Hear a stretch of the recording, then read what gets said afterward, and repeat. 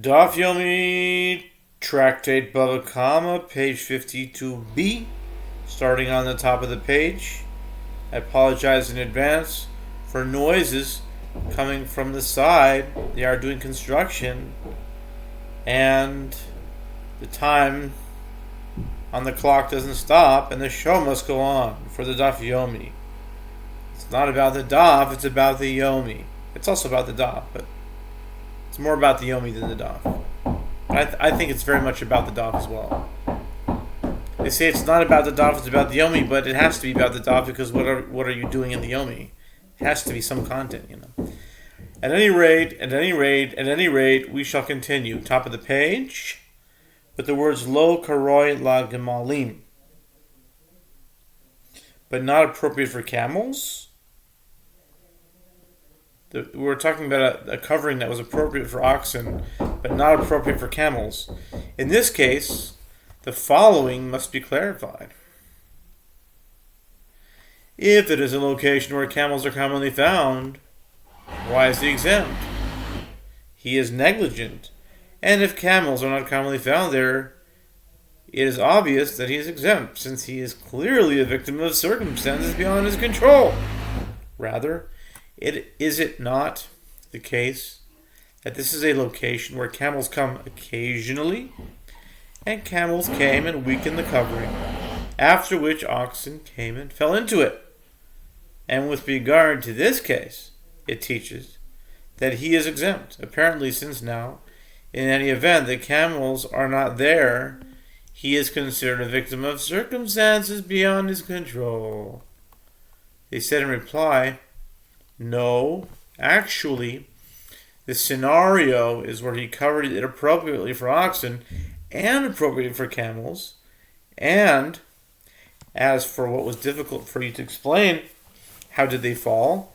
Rabbi Yitzchak Bar Bar Chana says, it is where the cover rotted from the inside, and so nothing can be derived from here with regard to the question posed above with regard to the camels.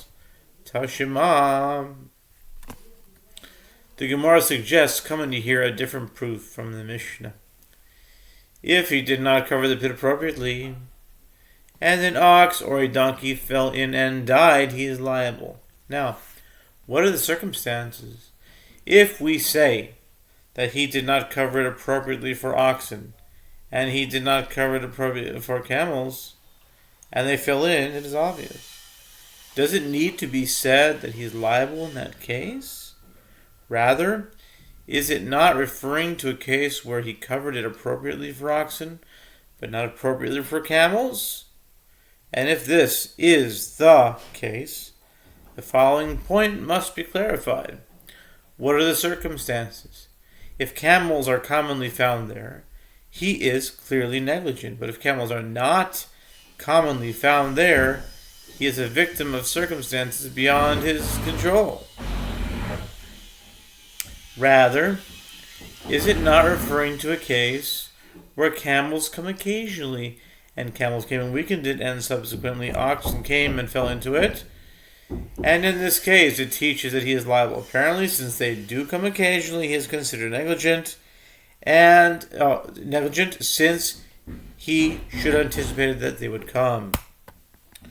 The Gemara responds, actually, it is possible that he covered it appropriately for oxen, but not appropriately for camels. And the camels are commonly found there. And as for what was difficult for you to explain in such a case, he is considered negligent and should be liable, rendering the ruling in the Mishnah superfluous. One may answer that since the Tana needs to cite the first clause with regard to the halacha, if he covered it appropriately, he cites the latter clause as well with regard to the halacha. If he did not cover it appropriately, he's liable. There are those who say that the discussion is as follows. With regard to this, also, we certainly did not raise the dilemma because since they occasionally come, he is considered negligent, as he should have anticipated this possibility. When we raised the dilemma, sorry for the noise. When we raised the dilemma, this is the dilemma that we raised. He covered it with a cover that is able to withstand the presence of oxen, but is unable to withstand the presence of camels. And camels are commonly found in that location. What actually transpired was that the cover rotted from the inside. In this case, what is the halacha? Do we say, since he was negligent concerning camels, he is considered negligent also concerning the rotting? Or perhaps we do not say that since he was negligent concerning camels, he is considered negligent concerning rotting. And since in practice he is not to blame for the incident, he is not held liable? Tashima, the Gemara suggests, come in here a proof from the Mishnah. If he covered the pit appropriately and an ox or a donkey fell into it and died, he is exempt. And it was stated with regard to this that Rabbi Yitzchak Bar Chana says this halacha applies where the cover rotted from the inside. The Gemara clarifies what are the circumstances. If we say that it is referring to where he covered it in a manner appropriate for oxen and appropriate for camels, and it rotted from the inside, isn't it obvious that he is exempt? Being aware of this, what should he have done? Rather, is it not referring to a case where he covered it appropriately for oxen, but not appropriately for camels? And camels are commonly found in that location, and the strength of the cover vis-a-vis oxen and camels is not relevant to the halacha here, because the cover rotted from the inside, and the Mishnah teaches that he is exempt. Apparently, we do not say that since he is considered negligent concerning animals, he is also considered negligent with regard to the rotting. The Gemara rejects this and says no. Actually, the case is where the cover was appropriate for camels and appropriate for oxen, and it rotted from the inside. And as for what was difficult for you to explain when it rotted from the inside, what should he have done, and shouldn't he be exempt? There is nevertheless a novelty in this ruling. It is necessary lest you say that he should have gone and knocked on the covering to ensure it was not hollow on the inside. Therefore, the Mishnah teaches us that he is not required to check to this extent. The Gemara suggests, come in here a proof from the continuation of the Mishnah. If he did not cover the pit appropriately, and an ox or a donkey fell into it and died, he's liable. The Gemara clarifies what are the circumstances. If we say that it is referring to where he did not cover it appropriately for oxen and did not cover it appropriately for the camels, does it need to be said that he is liable? Rather, is it not a case where he covered it appropriately for oxen but not appropriately for camels? In this case, the following point needs clarification. If camels are commonly found there, he is negligent and should be liable. If camels are not commonly found there, he is a victim of circumstance beyond his control. Rather, is it not a case where camels are commonly found there and it rotted from the inside and the Mishnah teaches that he is liable? Apparently we do say that since he is negligent concerning the camels, he is considered negligent concerning the rotting and he is therefore liable. They said in response, no. Actually, it is referring to where he covered the pit appropriately for oxen, but not appropriately for camels. And camels are commonly found there here. And camels came and weakened the cover.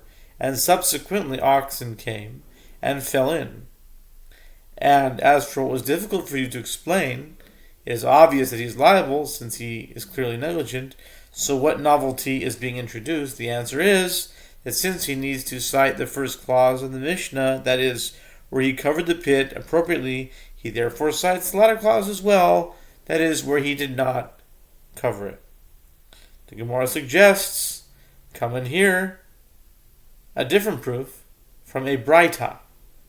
With regard to an ox that was impaired by being deaf, or an ox that was an imbecile, or an ox that was very young, or a blind ox, or an ox that is walking at night and unable to see, if it fell into a pit, he's liable. If the ox was of standard intelligence for its species and was walking in the day, the owner of the pit is exempt, since the ox should have been aware of the pit. The Gemara asks, but why is he exempt? Let us say that since he is considered negligent concerning the deaf ox, he is also negligent concerning an ox of standard intelligence. Rather, Is it not correct to conclude the following principle from here?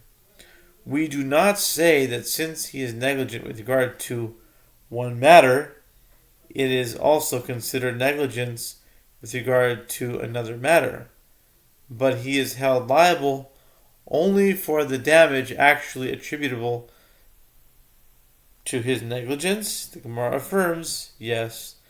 Conclude from the Mishnah that this is so. The Mishnah teaches, if a man was digging or widening a pit, and an ox passing by fell forward into it in fright due to the sound of the digging, he is liable. If it fell backward into the pit due to the sound of the digging, he is exempt. It fell backward.